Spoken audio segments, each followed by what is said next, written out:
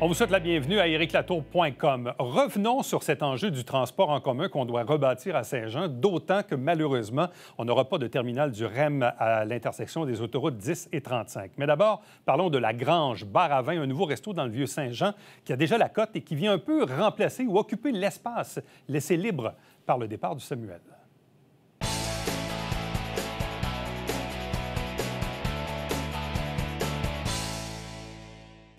Un nouveau restaurant dans le Vieux-Saint-Jean fait déjà sa marque. Pourtant, il est encore jeune. Il a opéré quelques mois à l'automne dernier. Après ça, il y a eu une pause obligée en raison des mesures sanitaires. Et puis là, depuis un mois, c'est rouvert maintenant à la population. Je parle ici de la Grange Bar à vin, qui est située, je dirais, un peu à l'intersection de la rue Richelieu et Foch, non loin de la Trinquette et du chemin de fer, si vous voulez. Et c'est intéressant parce que je dis le restaurant fait déjà sa marque parce qu'il impressionne déjà par la qualité de son service et de sa nourriture et de par sa spécificité aussi. Ça manquait, disons, à l'offre de restauration à Saint-Jean-sur-Richelieu. Pour en parler plus en détail, avec nous, son directeur et sommelier, Igor Brunovitch. Bonjour et bienvenue. Bonjour, merci beaucoup. Bon, évidemment, c'est quoi le concept à la base? On dit la Grange Bar à vin, on peut comprendre, mais en même temps, on est dans une formule steakhouse aussi, si on peut dire? Steakhouse, oui. Moi, je dirais comme quasiment un bistrot français haut de gamme, steakhouse. On a des tartares, on a des huîtres, on a des coupes de viande, mais on essaie de trouver notre identité, mais c'est vraiment comme bar à vin. Plus on y va plus comme steakhouse maintenant. On a plus des coupes de viande, des viandes vieillies, des tomates, des bavettes, le filet mignon. Fait que, ouais, comment le projet a commencé? Autrement dit, là, la planche à dessin, là, hein, la page est blanche, on dessine un restaurant, on bâtit un concept. Comment en est-on arrivé à bâtir le concept de la Grange Bar à vin? Le Grange Bar à vin, je pense que c'est juste commencé comme il y avait plusieurs idées, puis on a cherché autour l'environnement à Saint-Jean-sur-Richelieu, qu'est-ce qu'il y avait, qu'est-ce qu'il n'y avait pas. Fait que vraiment, il manquait quelque chose comme ça qui fitait dans le genre de qu'est-ce qu'on fait, qu'est-ce qu'on offre maintenant comme resto. Comme un bar à vin, vraiment comme avec une cave vraiment grande comme on a, mais aussi le menu abordable, pas trop cher, pas not too moins cher, mais vraiment comme quelque chose dans le milieu de la chemin. Fait qu'on voulait offrir quelque chose à le monde qui était vraiment beau, relaxant, abordable, approchable, pas tellement snobby comme... Ouais. Un peu trendy, un peu. Hein, trendy, tendance. exactement. Trendy, oui, exactement. Ouais. Parce que moi, je suis souvent dans cette figure-là. Moi, personnellement, je n'aime pas aller au 10-30. En fait, jamais. J'y suis déjà allé comme bien des Joannais, mais bon, aujourd'hui, je trouve qu'il y a autant de circulation, bref, qu'à Montréal. Fait que, donc, autrement dit, ce que je veux dire, c'est que si j'ai ce restaurant-là à Saint-Jean, j'ai pas besoin d'aller ailleurs. Non, exactement. Et même à la limite, ce qui devient intéressant, c'est qu'un citoyen qui habite à Candiac, à Sainte-Julie, à Longueuil, peut très bien venir à Saint-Jean. Donc, Saint-Jean peut devenir une destination pour une clientèle externe. Exactement. Mais déjà, on a des clients qui viennent de Chambly, de Candiac, de Sainte-Catherine, de partout. Fait qu'on est vraiment excités de voir comment ça va se passer cet été avec les marinas, tous les bateaux, avec tous les touristes qui s'en viennent au bord de l'eau cet été. Et avec notre terrasse sur le deuxième étage. Bon, parce que là, évidemment, ce bâtiment-là abritait autrefois un autre restaurant, mais là, il y a eu quand même une rénovation assez majeure, là, on va se le dire. Donc, il y aura présence donc d'une terrasse l'été prochain? Oui. La terrasse, ça va être sur le deuxième étage. Vous avez déjà venu au resto. Quand tu sors de la deuxième étage, la salle à manger de la deuxième étage, la terrasse va être là. L'autre chose aussi qui frappe, c'est justement la disposition des lieux. Bon, évidemment, il y a le hall d'entrée, comme dans tout bon restaurant. Il y a le comptoir qui est là. Il y a la salle à manger, mais vous avez aussi une salle plus intime en haut qui peut servir au resto dans la vie de tous les jours, mais qui peut aussi servir à des groupes. Absolument. Absolument. C'est quelque chose dans le futur qu'on veut vraiment concentrer pour avoir attiré le monde d'affaires, peut-être pour les lunchs, les soirées, s'ils ont des conférences ou quoi que ce soit, on va mettre un screen pour avoir un projecteur pour faire des événements. Qu'est-ce qu'ils veulent faire? Des mariages. J'ai déjà des personnes qui me demandent pour des mariages au mois de mai. Vous pouvez louer la deuxième étage au complet. Quelle est la capacité de la salle en haut? La capacité de salle en haut, je dirais confortable, 50 personnes. 50? Oui. Plus que 50, ça vient un petit peu serré. Puis en bas, vous avez quoi aussi? Une cinquantaine de places? Quarantaine de places Quarantaine en bas. de places. Oui, quarantaine de places. Donc, on n'est pas loin de 100 places totales. Oui, exactement. 100 places totales. Avec la terrasse, une autre 40, 50 places. Quand même. Ouais. Bon, je le disais en introduction, le restaurant est jeune parce qu'il n'opère pas depuis très, très longtemps. Le projet, lui, est commencé depuis très longtemps. Évidemment, il y a le contexte de la pandémie. La question que j'ai envie de vous poser, c'est... ça doit être quelque chose quand même de démarrer un restaurant dans un contexte où les mesures sanitaires font en sorte que ça rouvre, ça ferme, ça rouvre, ça ferme. Il y a beaucoup d'incertitudes. Bref, ça ne vous a pas fait peur de démarrer un restaurant dans ce, bien sûr. dans ce temps-là? Bien sûr. Mais oui. Mais oui. On ne savait pas que... On avait peur qu'on va refermer, puis on était refermé encore. Fait que ça nous stresse, mais ça a réouvert. Assez vite, fait que... Oui, parce que là, dans le fond, vous avez démarré à la mi-septembre. Mi-septembre, exactement. Bon, puis là, après ça, mi-décembre, ça s'est fermé. Ouais. Là, vous avez rouvert à la mi-février. Bon, Ouais. on n'était pas encore à pleine capacité. On est revenu à pleine capacité. Là, le passeport vaccinal va tomber dans quelques jours. Oui, exactement, oui. Ça va vous faire du bien de... Absolument. De plus avoir ces mesures-là, j'imagine. Ça fait quoi? Ça fait quasiment 2 ans maintenant qu'on vit dans la pandémie que... Partout, dans tous les restaurants que j'ai travaillé, c'était l'enfer avec les plexiglas, avec ci, puis ça, les passeports. Lave les mains à chaque fois. C'était vraiment pas évident, mais on a vécu. Vous avez fait un peu de take-out aussi dans les derniers mois? Oui. Est-ce que la réponse a été bonne? Vraiment bonne. Vraiment bonne. Absolument. Vraiment bonne. Mais on a changé beaucoup le menu pour être take-out. Parce que notre menu régulier pour aller take-out, c'est pas tellement évident, puis on voulait pas comme, tu sais, donner quelque chose moins qualité qu'on a quand tu rentres dans la salle à manger. Bon. Je disais le contexte de la pandémie, quand on démarre une entreprise et surtout un restaurant, c'est pas simple.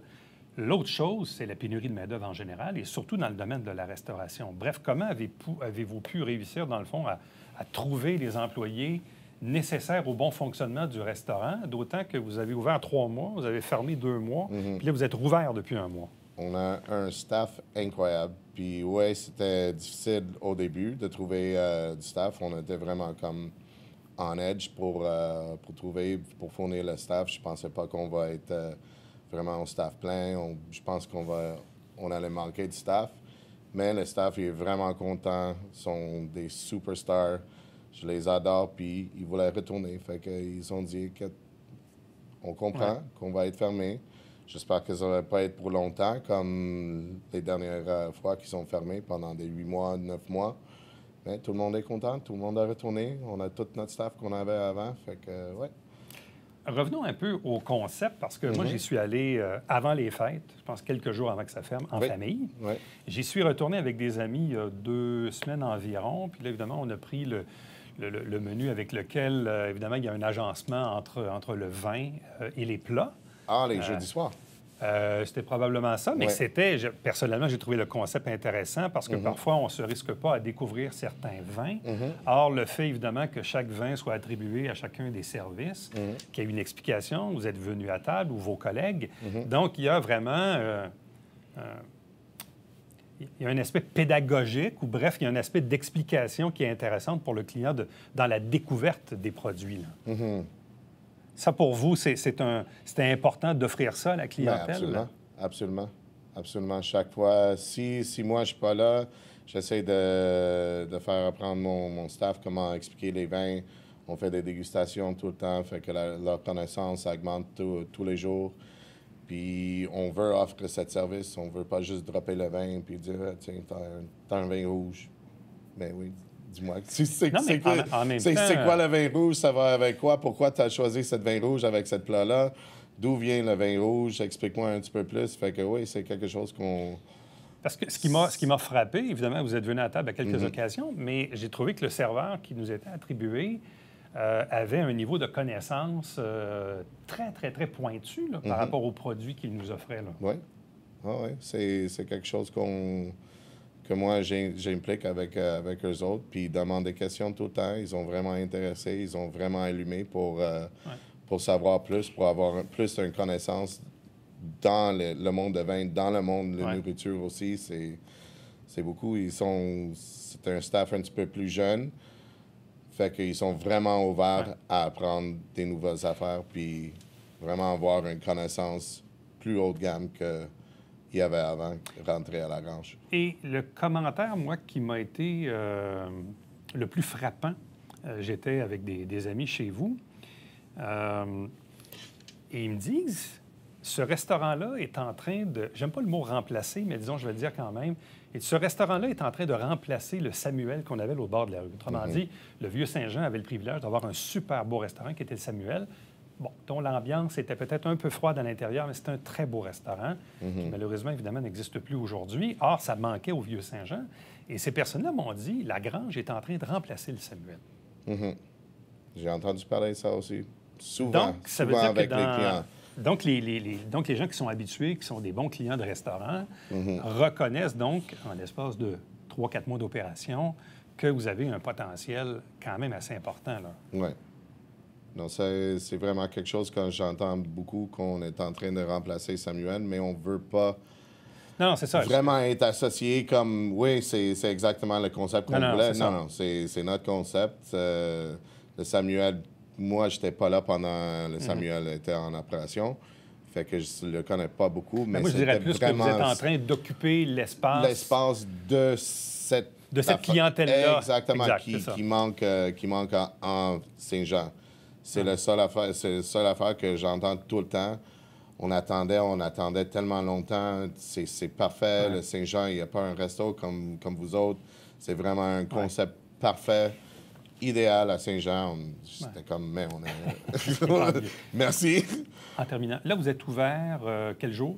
Maintenant, on est ouvert de mercredi à dimanche. Mercredi au dimanche? Mercredi au dimanche, juste les soirs pour l'instant. On espère que dans le mois d'avril, plus tard, le mois de mai, on va être ouvert les midis. Ah oui, aussi? Oui, les midis, absolument.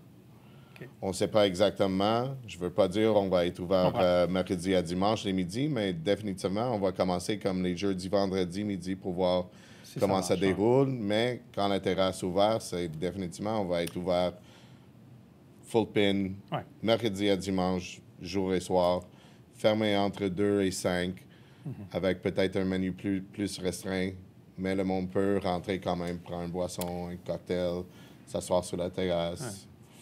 Fait que, Bien, bonne chance à vous. Mais merci beaucoup. Ça fait plaisir. Merci. Restez avec nous. On vous revient après ceci.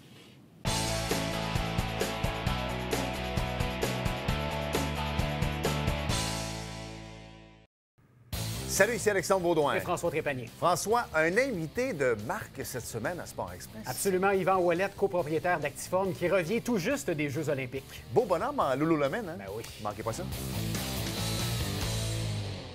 Mesdames et messieurs, bon matin et bienvenue à votre télébingo sur les ondes de télévision du Haut-Richelieu. Vous aimeriez jouer au bingo dans le confort de votre foyer? C'est possible.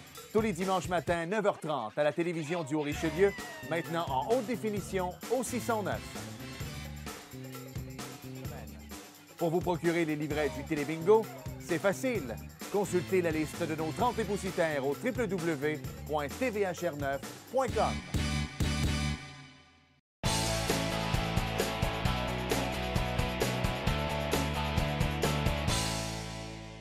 Parlons de transport en commun, transport collectif. Parlons aussi du projet du REM qui devait arriver au 1035, qui finalement n'arrivera pas, à moins que le gouvernement Legault, qui l'avait promis, revienne sur sa promesse initiale.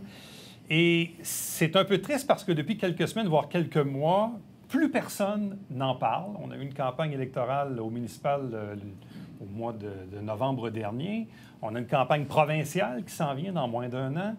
Et on a l'impression que c'est un enjeu qui est disparu de l'écran radar. Or, il y a environ 2 semaines, dans l'édition du Canada français du 24 février, le président de Ici Média, qui est aussi, évidemment, fait partie des propriétés du Canada français, René Bouchard, a écrit un papier qui dit « Monsieur Bonnardel, nous le voulons, le REM ». Et il a rappliqué cette semaine, jeudi dernier, le 10 mars, avec aussi un autre texte sur rebâtir notre transport en commun. Il est avec nous. Bonjour et bienvenue. Bonjour. Donc, Renel, pourquoi revenir à l'avant-plan sur cet enjeu-là de la communauté joannaise? Bien, c'est comme tu viens de le dire, c'était d'abord une promesse électorale du gouvernement Legault. Le dossier du REM, c'est un dossier à Saint-Jean et dans la région qui remonte à 2016. À cette époque-là, le maire Fecteau, le maire de Chambly et les maires des diverses MRC, aller jusqu'à Bromont, s'étaient mis tout ensemble puis avaient rencontré la Caisse de dépôt qui s'occupait du projet, qui venait d'être rendu public, pour les convaincre de la nécessité d'amener une station du REM au coin de la 10 et de la 35. En fait, c'est un projet qui aurait changé complètement toute l'évolution au cours des 25 prochaines années des communautés qui sont autour de cette station-là, dont Saint-Jean, qui est la principale ville autour de cette station-là. Alors, à cette époque-là, le projet était quand même supporté politiquement par vraiment beaucoup d'acteurs. Et en arrivant durant sa campagne électorale, M. Legault avait pris le dossier, puis il avait trouvé que c'était une excellente idée. Il avait dit, nous autres, on va mandater la Caisse de dépôt pour faire l'étude, parce qu'à ce moment-là, la Caisse de dépôt avait dit au maire, bien, si le ministère des Transports nous donne l'argent pour faire une étude, on va la faire. Alors, M. Legault, il s'est engagé à faire l'étude. Il a tenu promesse dès son arrivée au pouvoir. Il a mandaté la Caisse de dépôt pour faire une étude. Et lui, il avait clairement promis qu'il y aurait une station du REM au coin de la 35 et de la 10. Sauf que l'étude, elle, finalement, a conclu que c'était pas rentable d'investir autant d'argent pour la desserte de cette station-là du REM au 10-35. Bien, premièrement, ça dépend qu'est-ce qu'ils ont étudié exactement.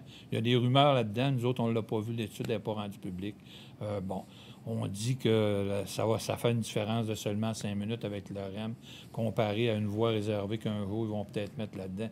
Mais quant à moi, c'est une étude qui n'est pas crédible. Puis on le voit aujourd'hui, un des grands problèmes dans la gestion du transport en commun, pas juste sur cette voie-là, mais aussi pour le REM de l'Est ou autrement, c'est l'entrepreneur, dans le fond, qui doit rentabiliser le système de l'infrastructure de transport qui fait les études.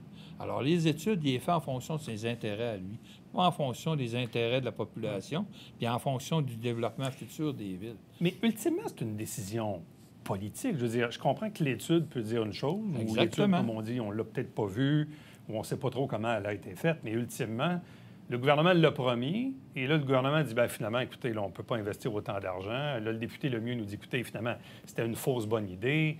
Ça met un peu dans l'embarras Jean-François Roberge. Même la mairesse de Chambly ou la nouvelle mairesse de Saint-Jean, bien, prend pour acquis que finalement, ça ne se fera pas, puis qu'il faut se tourner vers d'autres solutions. Moi, ce qui me surprend le plus, c'est que le ministère des Transports est piloté par François Bonnardel. C'est la chose qui me surprend le plus député de Granby. Oui. Et la région de Granby-Bromont serait méga bénéficiaire de cette station-là si elle existait un jour. C'est ça qu'il faut comprendre, d'ailleurs. C'est que dans le projet original du REM, on se rend à Sainte-Anne-de-Bellevue, on se rend à Deux-Montagnes.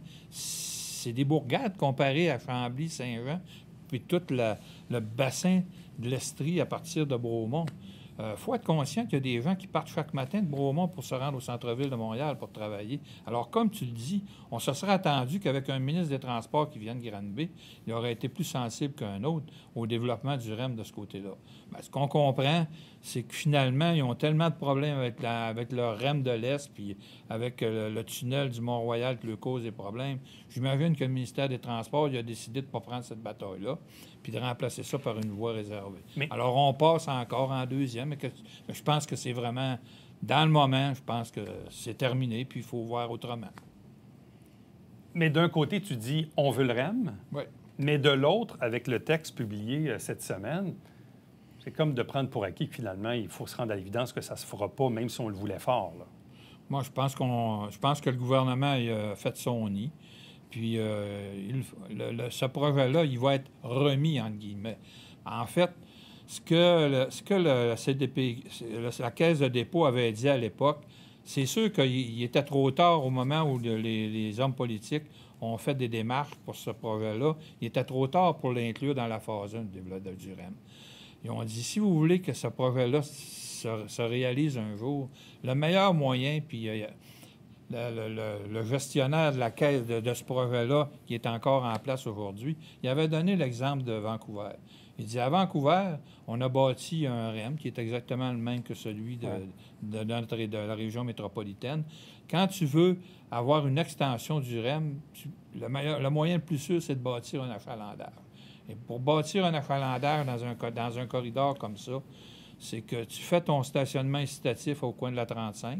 Alors, les circuits, un très grand nombre d'automobilistes vont éventuellement arrêter à se stationner là. Ils vont prendre une navette qui est très rapide, très rapide, à haute fréquence aux heures de pointe, pour les amener rapidement à Panama.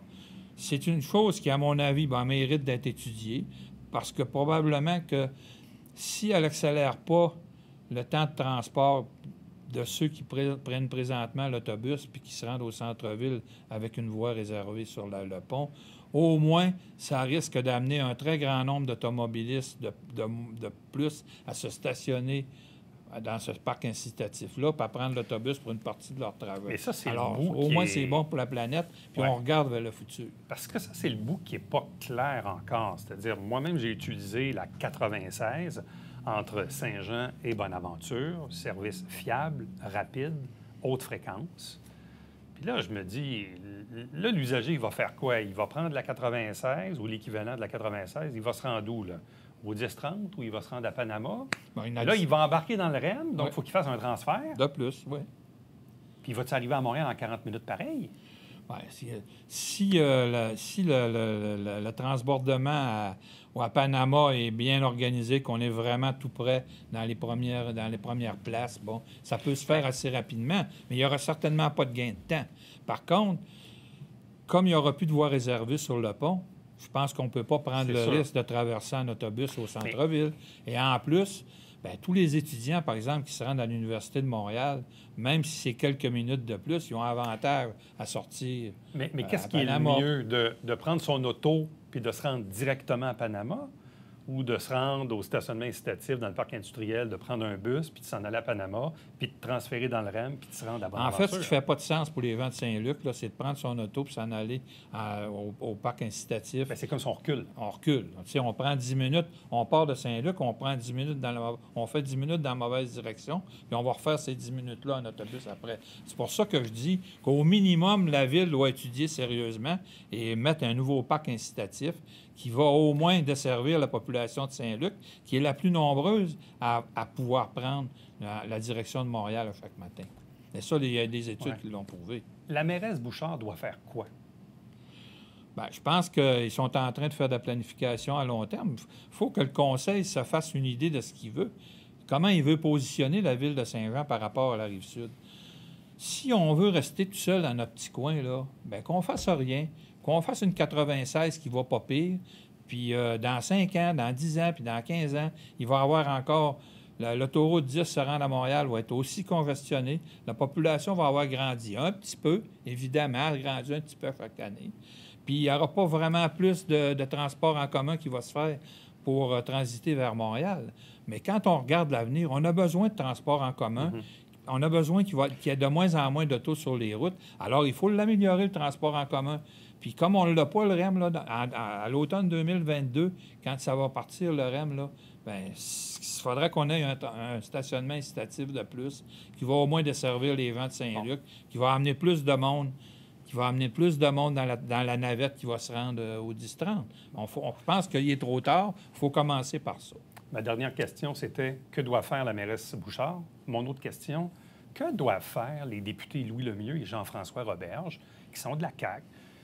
Le sondage montre que la CAQ a de très, très fortes chances d'être réélue majoritaire aux prochaines élections. Donc, même chose pour Louis Lemieux et Jean-François Roberge. Je comprends qu'ils défendent leurs décisions gouvernementales, mais à l'interne, à l'intérieur du gouvernement, que peut faire Louis Lemieux et Jean-François Roberge? Bien, je pense qu'ils peuvent sonder au ministère des Transports et parler à M. Bonnardel. Est-ce qu'il y a encore des chances que le gouvernement change d'idée puis il la fasse vraiment, cette station-là? Le seul qui peut régler ce problème-là puis changer cette décision-là, au moment où on se parle, c'est le premier ministre lui-même. Alors, je pense que ces députés-là peuvent y parler au premier ministre encore. Personnellement, je pense que les dés sont jetés dans le moment, mais j'aimerais ça avoir tort, j'aimerais ça me tromper. Et surtout, je pense que c'est des nouvelles personnes, des nouveaux chefs politiques qui sont en place présentement. Bien, il faudrait qu'ils se parlent, il faudrait qu'ils parlent aux députés, puis il faudrait qu'au Conseil, on se fasse un plan. C'est quoi qu'on veut? Puis je pense que ce projet-là, on ne doit pas l'abandonner, mais on doit prendre, dans le moment, des étapes au moins qui vont nous faciliter sa réalisation. Il ne faut pas rêver en couleur. Il ne faut pas rêver en couleur. Il faut améliorer le sort de ceux qui doivent attendre. Mais il ne faut pas le mettre aux oubliettes non plus. Mais il ne faut pas le mettre aux oubliettes. Mais à la limite, là, on pourrait prendre l'argent qui est dédié au train de l'Est qui ne marchera pas. Effectivement. Prendre cet argent-là puis le mettre ici. C'est ça qui serait le plus simple. Parce que nous autres, on le veut, le REM. Juste dire à Mme Rouleau dans l'Est de la ville, ça ne marchera pas. En plus, il sauverait au moins 8-9 milliards parce que probablement, à l'époque où on parlait de la station, on parlait que c'était moins qu'1 milliard de faire ça, cette station-là. Parce que c'est quand même un train de surface, essentiellement. Alors, c'est un projet qui est éminemment réalisable, qui aurait changé notre région, mais pour lequel il va falloir qu'on attende encore. Roland Bouchard, merci beaucoup. Ça fait plaisir. Reste avec nous. On vous revient après ceci.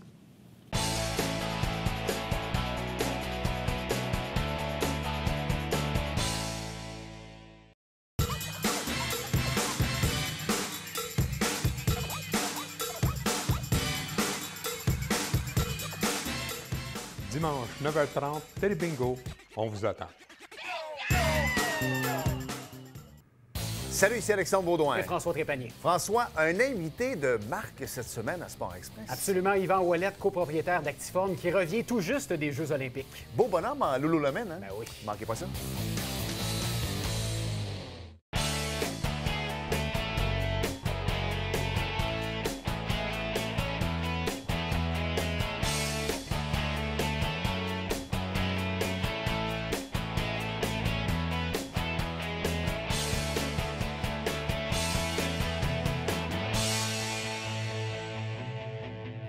Si vous devez prendre rendez-vous pour votre dose de rappel, la 3e dose contre la COVID-19, vérifiez à l'avance parce qu'au Bougainvilliers, les plages horaires pour la vaccination ont beaucoup diminué. Il y a moins de journées et de créneaux de disponibles. Donc, renseignez-vous bien sûr avant de prendre votre rendez-vous. À demain. Bye-bye.